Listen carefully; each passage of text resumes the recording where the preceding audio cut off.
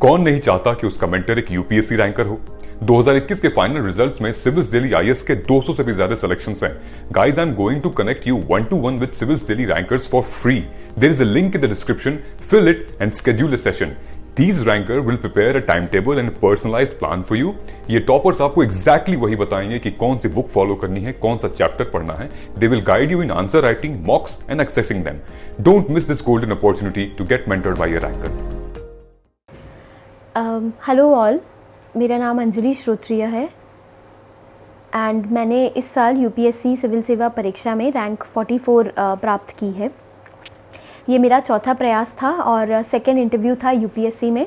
पिछले साल मेरा सिलेक्शन 8 मार्क्स से नहीं हो पाया था, तो बट इस साल मैं finally I have been selected and मुझे अपनी डिज़ायर्ड सर्विस भी मिल रही है। So the journey definitely comes to an end and via this platform मैं अपनी जर्नी का एक छोटा सा ओवरव्यू आप सबके साथ शेयर करना चाहती हूँ। क्या अप्स रहे, क्या डाउन्स रहे मेरी यूपीएससी जर्नी में, एंड मैंने कैसे डिफरेंट स्ट्रगल्स फेस करके and different hurdles, different obstacles जो यूपीएससी की जर्नी में आते हैं उनको फेस करके मैंने कैसे अपनी चीज़ें अच्छी की हैं, स्पेशली एग्ज़ाम के पॉइंट ऑफ व्यू से। Through this channel I would like to share it with all of you. सबसे पहले तो जब मैंने 2017 के जून में ये परीक्षा की मतलब प्रेपरेशन स्टार्ट की थी, I also had no knowledge about what UPSC is and how to go about it. So I enrol myself into a coaching because I thought एक एक्सटर्नल मोटिवेशन तो हमेशा चाहिए ही होता है। And I use to attend the classes very diligently, very nicely, but the point and the I think one mistake which none of you should do is आप syllabus कभी ना देखें।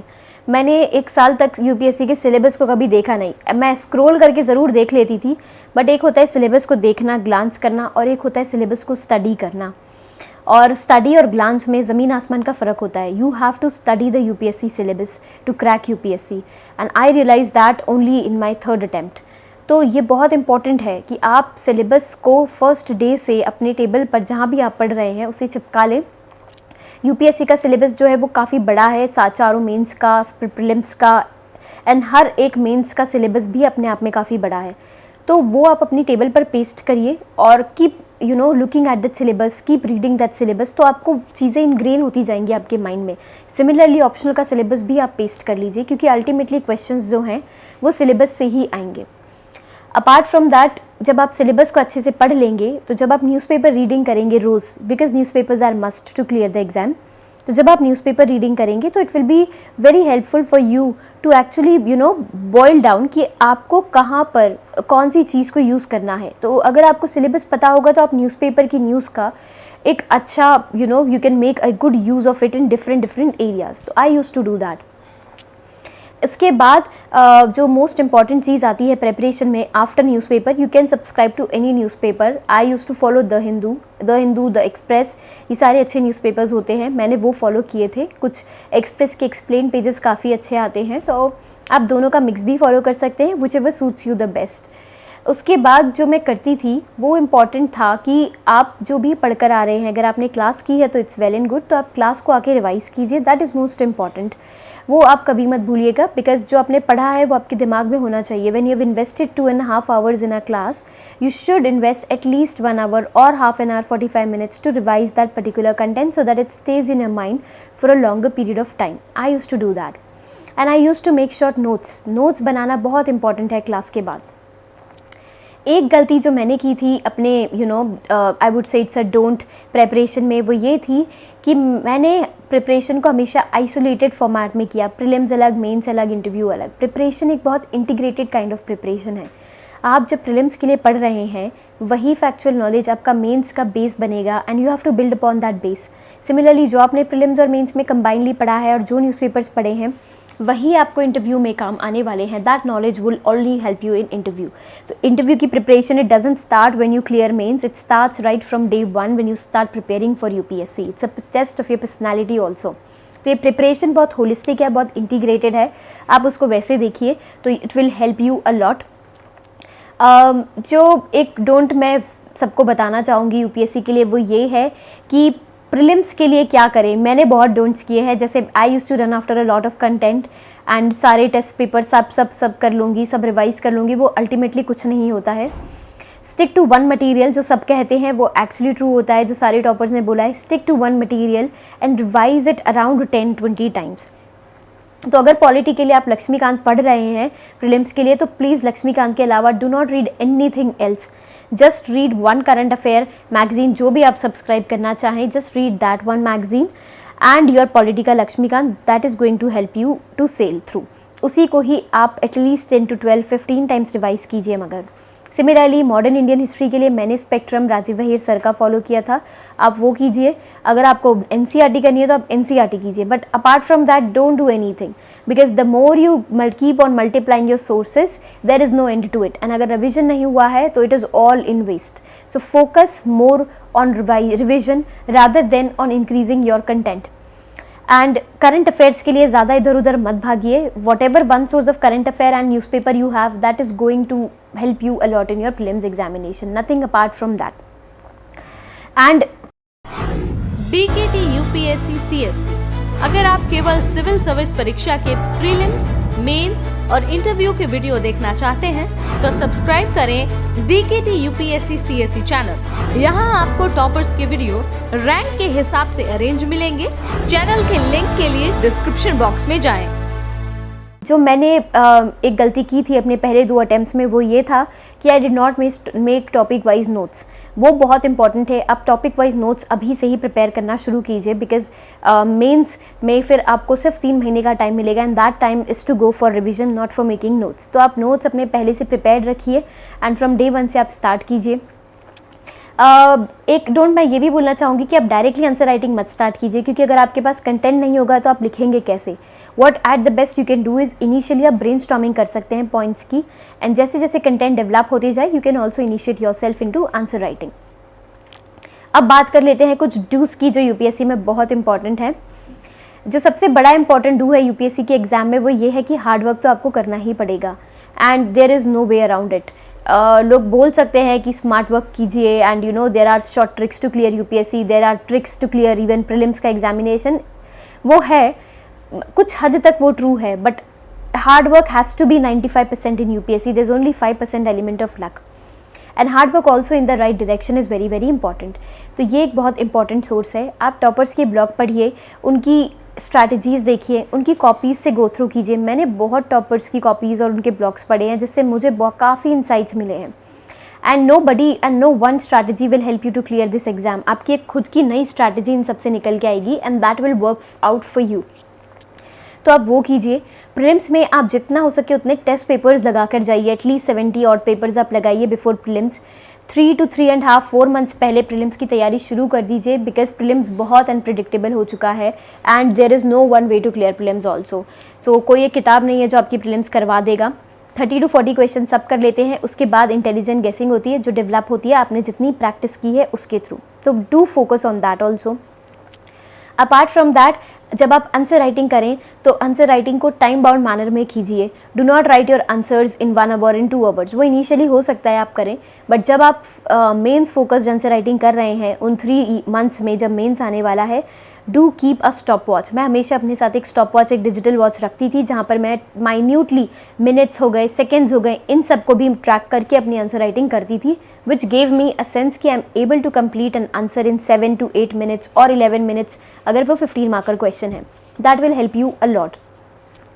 उसके अलावा मैं बोलूँगी कि जब आपने आंसर राइटिंग अच्छे से कर ली है तो उसे एक अच्छे टीचर से आप उस पर फीडबैक लीजिए, उसको चेक करवाइए, वो बहुत इंपॉर्टेंट है। या सेल्फ इवैल्यूएशन भी आप कर सकते हैं। ब्रेनस्टॉर्मिंग ज़रूर कीजिए, because that will help your brain to activate and to think. एक थिंकिंग ब्रेन यूपीएससी में बहुत बहुत इंपॉर्टेंट है, not just from the prelims but mains interview के लिए भी।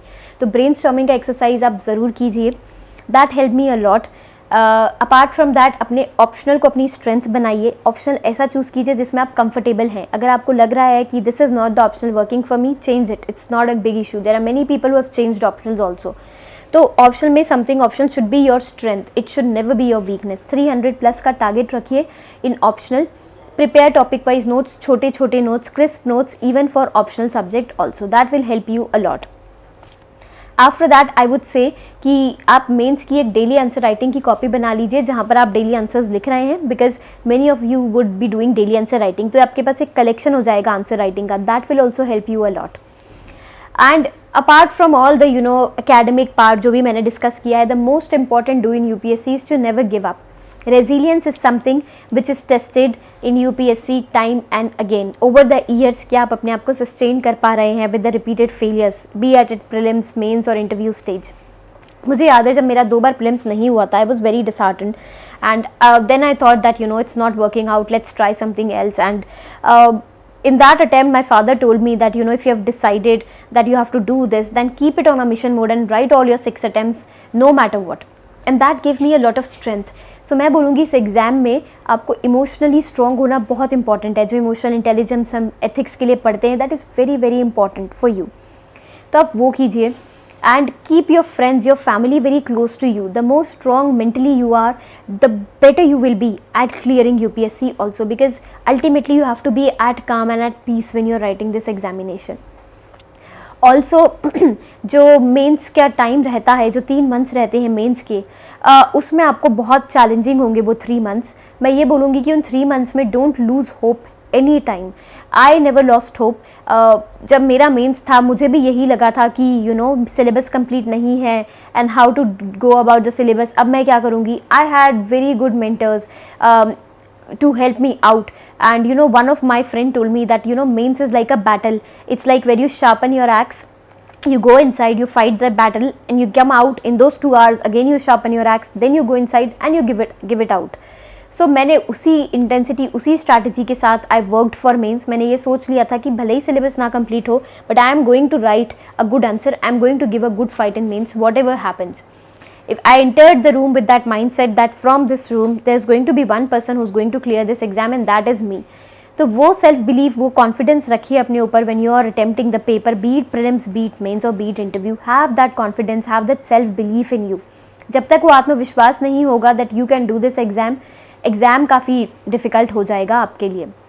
कौन नहीं चाहता कि उसका मेंटर एक यूपीएससी रैंकर हो? 2021 के फाइनल रिजल्ट्स में सिविल्स दिल्ली आईएएस के 200 से भी ज्यादा सिलेक्शंस हैं. Guys, I am going to connect you 1-to-1 with civils Delhi rankers for free. There is a link in the description. Fill it and schedule a session. These ranker will prepare a timetable and a personalized plan for you.